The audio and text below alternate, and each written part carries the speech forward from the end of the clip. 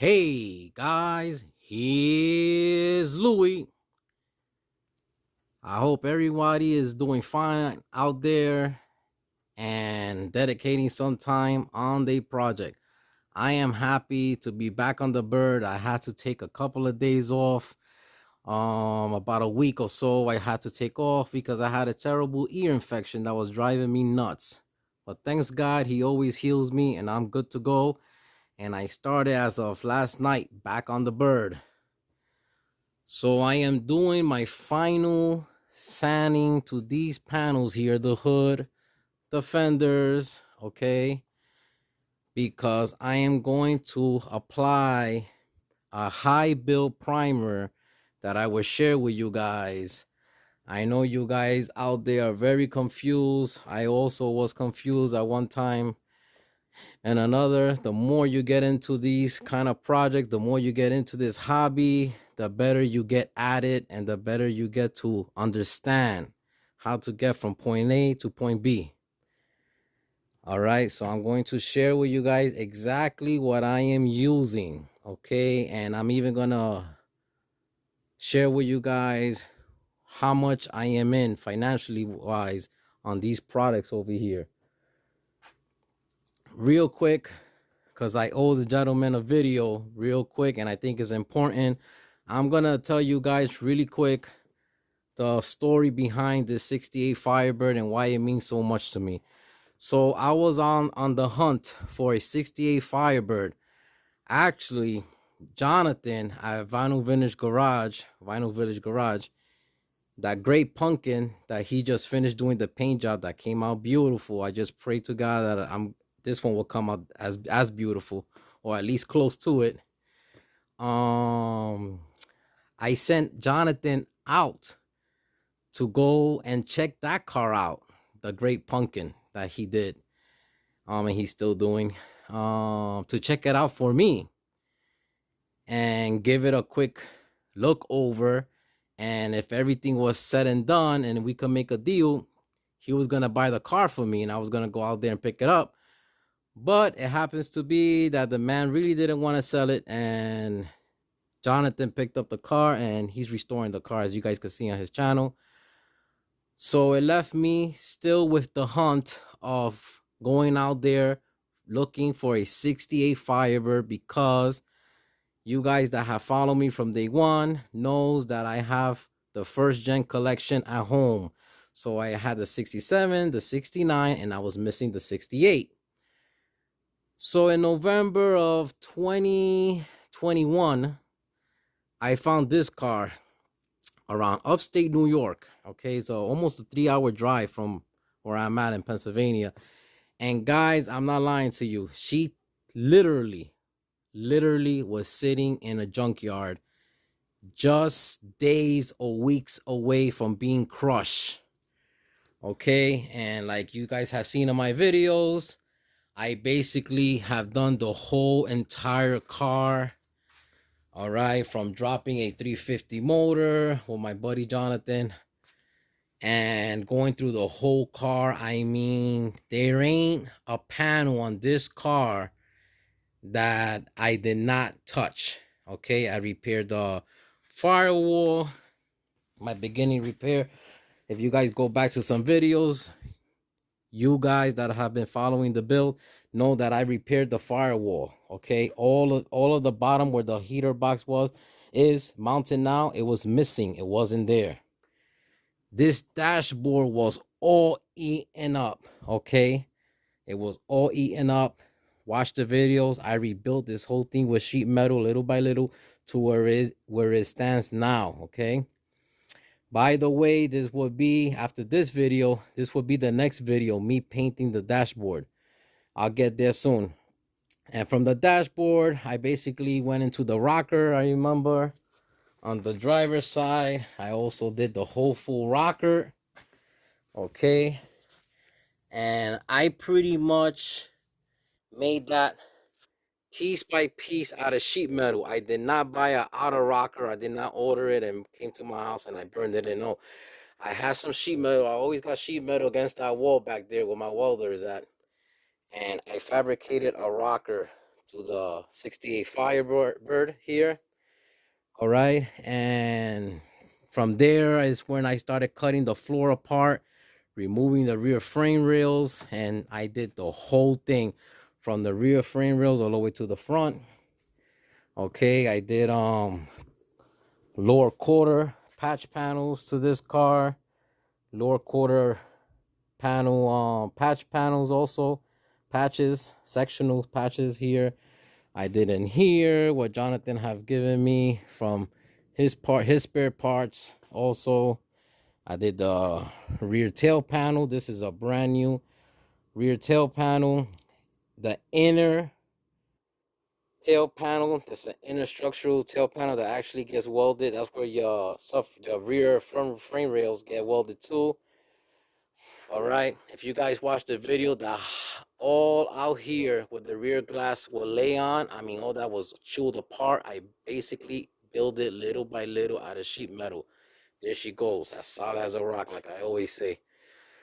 So this primer, it was just to get me by the winter into this year 2023, when she finally will have the final coat of primer, and then I do the final block sanding to that, and then we'll go the color, which is gonna be white and red interior.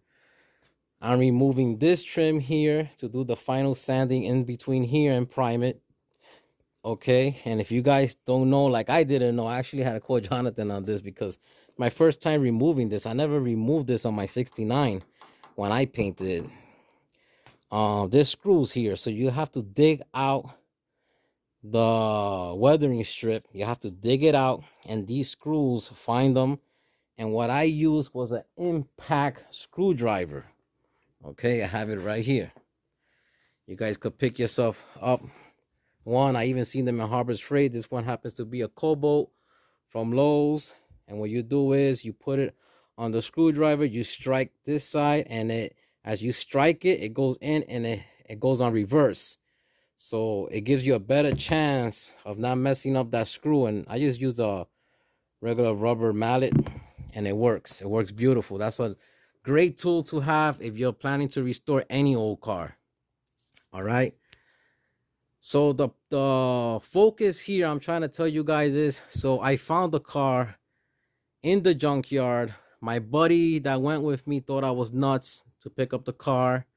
Long story short, I picked up the car, and I picked up this car for $1,000. Okay, I bought this car for $1,000. No motor, no transmission, no bucket seats, missing a whole lot of parts. Anyway, God's been very good to me. I have met a lot of new friends out in the world of YouTube, on Facebook Marketplace. One of them that is really close to me, and to me, I love him as a brother, that me and him have the same blood because we share the same passion for the same exact cars, is Jonathan at Vinyl Village Garage. I mean, that guy's been great.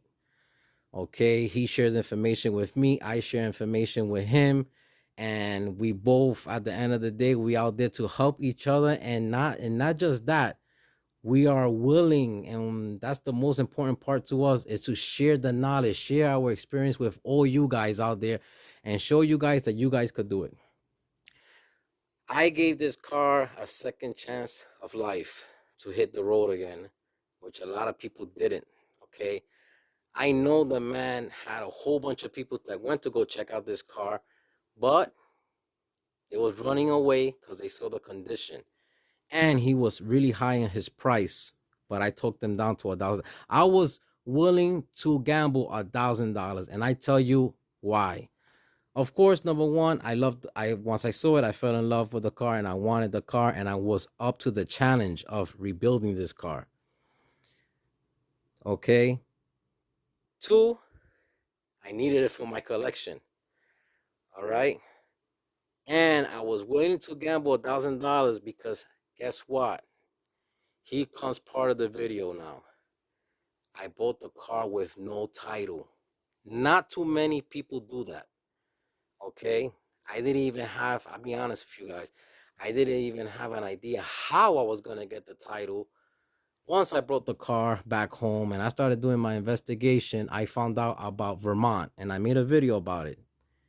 Okay, well, I'm here to tell you guys, I never lied to you guys from day one. I do not lie to you guys. I always tell you guys the truth how I do it.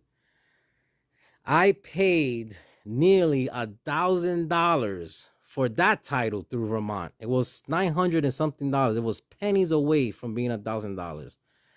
So I was almost up to 2 grand, let's say, with car and title. But when I ran into the blue convertible 69 Firebird that I have outside, I made a video on that one too. I also bought that car without a title. Okay, and I am happy to say that I met a gentleman out in Tennessee. Okay, and he's a car dealer. He's legit. Everything is 100% legit, honest, by law. Everything is beautiful. When a car buddy of mine's, he's a big Camaro guy, and I'm the big Firebird first gen guy. So sometimes we make fun of each other, but he's a great guy. Okay, he shared the information with me, and when the man that helped me get the title for the blue 69 Firebird, he just told me it'd be awesome if you could make a video on it because I see that you're a YouTuber. So here it goes. Okay. He's at Classic Titles. Try to screenshot that phone number. Okay. Classic Titles. And that's 423-457-1088. And I'm going to tell you exactly how it goes, how I did it. Simple. He's also on Facebook. If you guys want to catch him out on Facebook, just go to Classic Titles on Facebook. He's there also. He's also a big car guy. He just finished doing a Nova. I think the Nova's getting painted as we speak. But he's really cool. So what I did was, I tell you really quick, I text him my situation, okay? I told him what year car I have. A matter of fact, he did the 69 and the 68 convertible also that I gave my wife for Mother's Day. I made a video on that one. That's the next car after this one I'll be restoring. That car, I happened to buy it. Long story short, the title wasn't good. I couldn't transfer the title to my name. I reached out to this guy. He also got me a title for that car. So there's 2 cars that he got me a title at the same time. So you text the information to that phone number I just shared with you guys. And he's going to need a clear shot of the VIN. Okay. And he's going to get back to you. Once he gets back to you, you have to be ready to push the button. Okay. I personally use my credit card. We had a very small conversation. When he told me I'll call you back when I'm ready to tell you about roughly when you're going to get your title. He did. He called me the same day, a couple hours later, and he told me, Louis, you're going to get your title around this time. Now, give him a break into getting your title back because he's very, very busy. Okay, it could take a month. It could take a little longer than a month, but between 4 to 7 weeks, okay, 8 weeks maybe being really long, is you will get a title. I guarantee you, okay? It happened that I got my title a little quicker at that time. He probably wasn't as busy. I got lucky. I don't know. But I'm telling you, he's a cool dude. He's an honest guy. I'm also a buddy of his on Facebook. We stay in contact from here to there. And please, that's another shot of the card there. He's awesome. And guys, you get to save cars like I got to save my car for a fraction of the price. I'm not going to tell you what I paid for the title through him.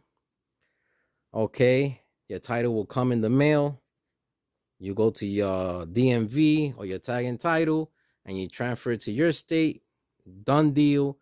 And you won't be paying taxes on it because it's going to come with a bill of sale already signed. You already did pay your taxes on it. Everything is explained there. But you're not going to be paying the $1,000, the almost about $907 I paid for this one.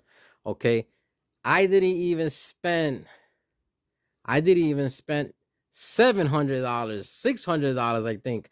I didn't even spend on 2 titles. So check that out. Okay, with that, I tell you everything. So now let me get, that's the title way of getting the titles for these cars that don't have a title. Now let me explain to you guys the part that a lot of people are confused out there or afraid to approach because they don't have too much information. Just let's put it like that. All right. So, like I said, this red primer you see here basically was just to cover the body work that I did to the car, the filler spots that I did to the car, okay? And now I am going to use something totally different than this. So, this is Louis' game plan, okay? I will be sanding this dashboard down. I'm gonna be taking out the steering wheel and the steering column. I said that in my other video, and I'm gonna be sanding down this dash. Okay, and I will be priming that dash. And after I prime it, I'm gonna be sanding that dashboard with 500 grit. And the reason I'm gonna go 500 grit that fine, okay, really not that fine for some paints, but for the paint I'm using, it will be excellent. Once I spray the primer, I will block it with 500 grit because I'm gonna use single stage, and it's gonna be a red paint. It's gonna look so beautiful. I saw it already. I picked it in the supply store the other day. I need to paint that, and I need to paint my package tray back there red. Okay. The other little interior parts that needs to be painted red, I could do that later on. Let's go to the body now, as you guys get ready to get to this stage of the game, okay? If you guys, when you guys get your project and you sand all the old paint off your car to start working on it, all right? So let's say you sand your whole car down, or you use chemicals to take off the paint. Whatever you decide to take off the paint and have the car back on the steel body for it not to flash rust. Because let me tell you something. If you leave it bare steel, she's going to flash rust on you fast, okay? Especially if you're touching it, because we have natural oils on our skin that's going to make it rusty real quick. You need to put an epoxy primer on that metal, okay? Or etching primer on that metal, all right? And continue your body work, continue restoring the car. And when you get to the point of now you're ready to put primer, you could give it a good scuff and shoot your primer on top of that epoxy primer or the etch primer that you have there. You could scuff it up. Use the red scuff pad, which those I believe they rated like a 320 grit. Okay. Or you could use sandpaper and spray your primer. I'm going to use a high build primer. All right. And let me tell you something. I wasn't too excited of the price either, but this is the way I thought about it. I said, let me bite the bullet. Just let me do what I have to do, because I put too much work, too much time, too much of everything, a lot of effort on this car. So you got to think to yourself, do I go the cheap way out? Yes, online. You could go online and buy a whole bunch of different paint. All right. But now you got to ask yourself, is it quality stuff? Is it good stuff? And keep going on from there and there and there.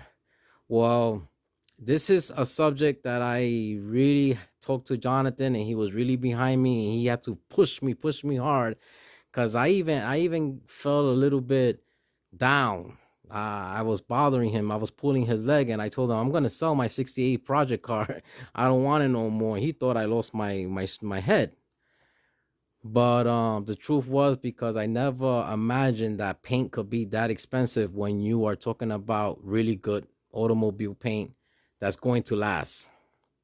All right. And it's just going to make you look so much better as a car builder because it's just quality stuff. Okay. And sometimes, guys, you got to bite the bullet and you just got to do it. All right. So the high build primer that I'm going to use is this one right here. All right. The JP202. All right. And it's a 2K, as you see here, 2K primer surfacer. Okay. 2K means it's two part. Basically, that's it. That's what that means, 2K. So it's your primer, okay, and your hardener. This is the hardener right here for the primer. Okay, right there, the hardener. So you're gonna mix these two. You have to obey and follow your data sheets. All your product information data sheets, they're gonna give it to you. This one happens to be the primer sheet. Just read it, understand it, read it before you even get into the point of opening this up. Now with the internet and so much information out there, you can even read it before you go buy it, which I did. Okay, and it's great stuff. I mean, Jonathan stands behind it. He's very knowledgeable when it comes to these things. Is a PPG product. This is like one of the top-notch paint, okay? And the reason I am going to use this primer because it's a high build and I want a high build primer. I'm going to tell you why I want a high build primer, because my experience of the past, I did not use a high build primer, and what happened to me, I end up keep on shooting primer, coats after coats after coats, because you're black sanding this thing, and when you black sand it, it's coming off, okay? So at the end, maybe I was even spending as equal as money as what I did now, but I didn't realize it. And it was cheaper stuff. I was going crazy, you know, keep on mixing primer, shooting primer, blocking primer. I'm done with all that. You know, I'm done with all that. I'm just gonna go buy this stuff and that's it. And when I do use it, I will share it with you guys and tell you if I really fell in love with it, if it's really that great, which I believe is great. But yeah, so it's a high build primer, and you want that high build primer because I'm gonna do 3 coats to the car, 3 coats to every panel here. And the reason you see this is because this car is gonna be painted like this, individual panels. I'm gonna be doing the hood, the fenders away from the car, and actually the doors also, and the trunk deck and the lower valance and all that stuff. So the high build primer is very important, and I have read so much stuff about this. There is guys that just swear on these primers. Okay, now from the primer, and I don't see it. I don't see it here. I'm missing it. I just realized my red paint. I forgot to take it out, but anyway. The red paint is small. It's less than there's less than a quart. That's the red paint I will be using on the car. Okay, so this is these are the reducers for the paint. The paint is white, and there's a GM color. This is actually 1968 Firebird paint. So if when you bought a car, a 68 Firebird white back in 1968, it was Cameo Ivory. Cameo Ivory, bam, right there, okay? And I picked that because I wanted that color to match 1968 white Firebird. And the reducer I have here, I'm gonna pick, I did pick, was the slow reducer. Slow reducer just means that it gives you time for this paint to dry. Okay, it's a slower process of drying. There's also one that is medium reducer. The medium reducer is a little faster than the slower reducer. The medium reducer I picked for the dashboard, the red part, because I wanted to dry faster. Okay, so these are things you're gonna need. You're gonna need your paint, you're gonna need your primers, you're gonna need your reducers, okay, and you're gonna need your hardener. This hardener here is only used for the paint. It's not used for the primer. This is your hardener for the primer here. Okay, the JH301. So you're gonna need that. You are going to need a pressure regulator at the gun. Okay, you put this on the gun. This is a filter. You're gonna need this to trap any water your compressor has. And this one is a DeVilvis. I bought it because really good stuff here. Okay, so just to give you an idea of it. And this is the gun I picked to shoot my colors. So if I was doing base coat, clear coat, this will be the gun. I am using single stage, and I'm gonna tell you the reason why I'm using single stage. Believe it or not, single stage is a one-shot deal. So you're shooting your color plus your clear coat, your shine, your protection from the sun. Everything goes all on one shot. Single stage. That's why it's called single stage. It's a little bit more difficult. A little bit more difficult. I'm gonna tell you why. Because you really don't have that much of a window to stop, fix your imperfection, and go back at it. Now, base coat, clear coat, you do. So depending how this one comes out, I'm going to be picking on my next build if I'm going to do a single stage or I'm going to do clear coat, base coat, and clear coat. We will see when that time comes. But the reason I like single stage is because I'm going to let you guys know something for those that don't know. When these cars came out brand new, excuse me, they didn't have that real depth gloss like clear coat. Like these cars nowadays, they didn't shine such a high gloss. Did they have a shine? Yes, they did have a shine. But they didn't go bam and just shine like crazy, okay? So I kind of want to stick to that era. And I want to use single stage. Excuse me. Remember that this car is going to be garage kept. She's only going to be driven on nice days. She ain't going to stay baking on the sun forever. She ain't going to be staying in nasty weather or nothing like that. So to me, single stage is more than fine.